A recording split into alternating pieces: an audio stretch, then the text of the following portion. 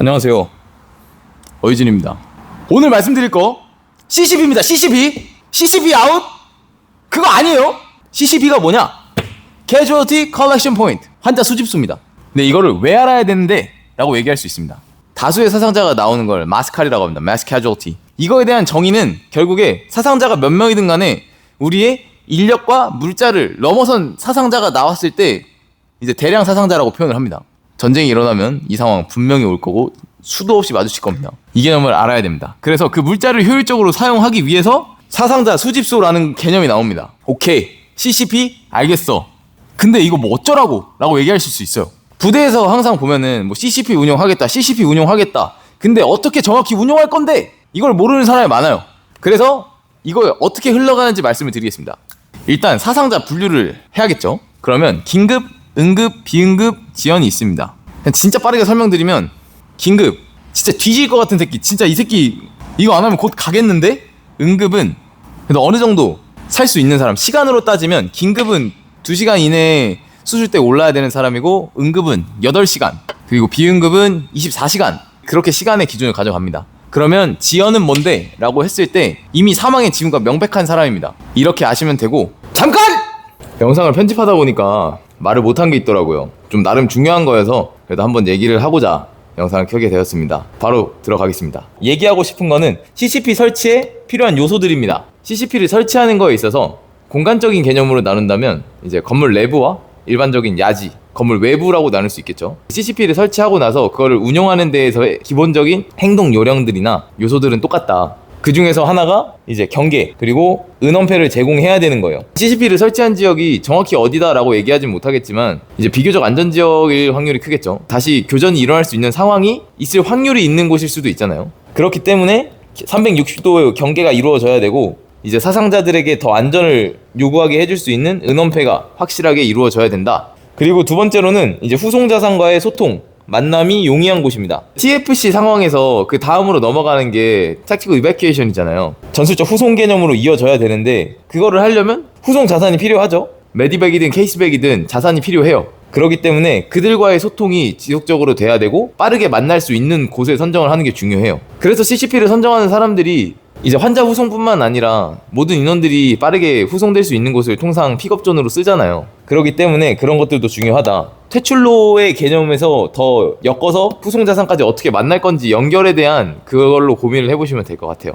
어쨌든 제가 알기로는 이 두 가지를 일단 좀 기본적으로 고려를 하고 가야 된다라는 걸로 알고 있습니다. 그 다음에는 이 안에서 어떻게 행동을 해야 되는가, 기본적으로 긴급, 응급, 비응급 이 순으로 그 CCP의 출구에 가까운 쪽에 위치를 시킵니다. 왜냐하면은 긴급이 더 빠르게 가야겠죠. 그 다음에 응급이고 그 다음에 비응급이니까. 그리고 나서 비응급 중에서도 뭐 거동이 가능하고 뭐 그렇게 큰 불편한 환자가 아니라면 긴급이나 응급에 있는 각 처치자들을 도와줄 수 있습니다. 뭐 갖다 줘 이런 식으로 하면 뭐 뒤에서도 설명하겠지만 물자를 이 중앙에 모아놓습니다. 그래서 이 물자를 가져다 주면서 흔히 얘기하는 좀 시다? 그런 역할을 할 수 있어요. 마지막으로 말씀드리고 싶은 건 긴급, 응급, 비응급 얘는 필수적이야. 근데 지연을 같은 공간에 두는 거는 필수적일 수도 있고 필수적이지 않을 수도 있습니다. 지연 처치 환자는 이미 사망의 징후가 명백한 사람이거든요. 심리적으로 불안할 수가 있어요. 이게 같이 있는 사람들이 생각을 해보세요. 내가 긴급이야. 내가 지금 이제 의식은 아직 살짝 남아있는데 죽을 것 같은데 옆에 있는 사람 봤는데 쟤는 이미 죽어있고 나도 저렇게 되지 않을까, 이런 불안감을 가져갈 수밖에 없겠죠.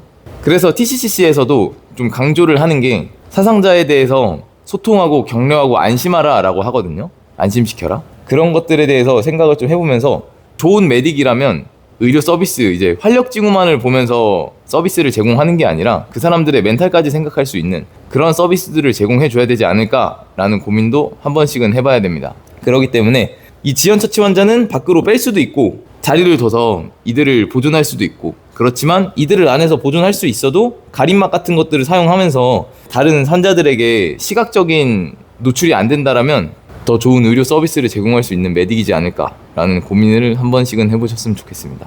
이어서 보시면 됩니다. 사람들이 보직이 중요합니다. 사람들의 보직. 기본적으로 CCP 매니저, 그리고 이제 CCP 메딕, 그리고 각 구역 처치자들이 나옵니다. 일단 CCP 매니저. 이 새끼 뭐하는 새끼인데? 이 출입문에 CCP 매니저가 위치를 합니다. 여기서 뭘 하냐? 이 들어오는 사람들에 대한 최초 환자 평가를 실시를 합니다. 환자 평가. 이 환자 평가를 어떻게 하는데? 흔하게 쓰는 게 이제 스타트 분리법이라고 있죠. 근데 오늘은 좀 생소한 텐색 MAR 이건데, 이게 어떻게 하는 거냐면 기본적으로 대량 출혈이 M, 기도가 A, 그리고 리스피레이션이 호흡, 이 세 가지에 문제가 있고 아직 처치가 안 됐다 하면은 긴급, 이 세 가지에 문제가 있고 그러고 나서 그거에 대한 처치를 했다 그러면 응급, 이 MAR에 대한 문제가 없다 그러면 얘는 비응급입니다. 이게 7호 레인저에서 많이 사용하는 거라고 저는 들었거든요. 어쨌든 CCP 매니저는 최초의 환자 평가를 실시를 합니다. 그러고 나서 중요한 거는 외부 후송자산과의 소통이에요. 외부 통신망과 연결이 되어 있어야 돼요. 그래서 여기서 정리를 하는 거예요. 뭐 헬기 몇 분 뒤에 온대, 몇 명 태울 수 있대, 급한 새끼 2명 빼, 이런 식으로 이 전체적인 외부 자산과 소통을 하면서 이거에 대해서 통제를 하는 거예요. CCP 매니저는 이 무전기를 잡고 있잖아요. 이 생각보다 외부 통신망 이제 항공자산 무전기를 잡고 무언가 하는 게 개빡세거든요. 그래서 옆에 기록을 하는, 뭐라고 표현해야 될지 모르겠는데 살짝 서기, 그런 개념이 한 명 같이 붙어서 있었던 모든 일들에 대한 상황을 기록을 합니다. 그러고 나서 이제 CCP 메딕이라는 보직이 나옵니다.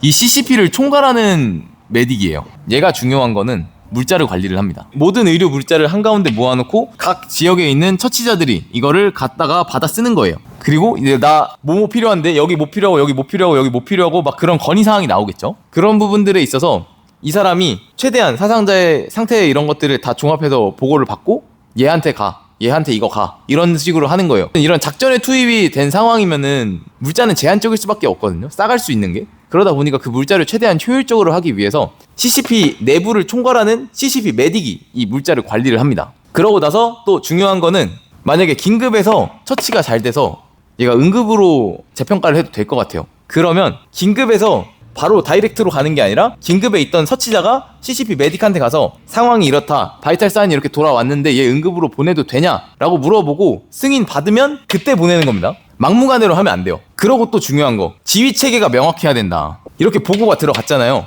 그러면은 내부에서 있었던 일을 CCP 매니저한테 보고할 수 있는 거는 CCP 메딕밖에 없습니다. 나머지 사람들이 계속 왔다 갔다 하면 혼란이 오겠죠. 그렇기 때문에 이 CCP 메딕이 이 내부의 전체적인 것들을 통제하고 통제해서 일어났던 일을 CCP 매니저한테 보고한다 라는 그 개념으로 아시면 됩니다. 그러고 나서 각 구역 처치자들, 이렇게 처치하는 사람들이 존재하겠죠. 네, CCP의 구성은 이렇습니다. 좀 말씀을 드리고 싶은 건 비인류적인 행동일 수도 있는데 이미 지연 환자한테 뭐 쓰였던 재사용될 수 있는 것들이 있잖아요. 뭐 붕대라든지 아니면은 뭐 토니킷도 상태가 좋으면 재사용할 수밖에 없는 상황이면 재사용을 해보는 것도 방법이다라고 하더라고요. 그래서 사상자한테 적용됐던 좀 괜찮은 토니킷들은 빼서 이것이 필요한 사상자들한테 한다라고 하는데, 전자에 말씀드렸다시피 물자의 제한이 있기 때문에 이런 것들도 고려를 해야 된다. 최대한 효율적으로 많은 사람들을 살려야 되기 때문에 이미 죽었다라고 생각하는 사람에 대해서 포기하는 과감성도 가져가야 됩니다. 이 부분이 쉽지 않을 수 있어요. 왜냐면 같이 밥 먹고 같이 막 운동하고 뭐 끝나고 뭐 술 한잔 하던 사람인데 갑자기 옆에서 죽어있어 봐. 전쟁 나서. 냉철한 판단을 가져갈 수 없을 확률이 크겠죠. 그래도 일단 기본적인 매뉴얼은 이렇다. 그 마지막으로 말씀드리고 싶은 건, 이거는 그 군대에서 형용되는 응급의학뿐만 아니라 민간에서도 좀 많이 생각을 해봐야 돼요. 최근에 민간에서의 이제 마취 알고리즘 같은 개념이 원래 ABCDE였는데 XABCD로 바뀌면서 그 X가 대량 출혈을 의미하거든요. 그래서 동일하게 가져갔어요. 많이 발전해야 되고 그런 부분들에서 생각을 해야 되고 생각을 할 수 있게, 그 생각을 행동으로 옮길 수 있게 하는 게 결국에 훈련입니다.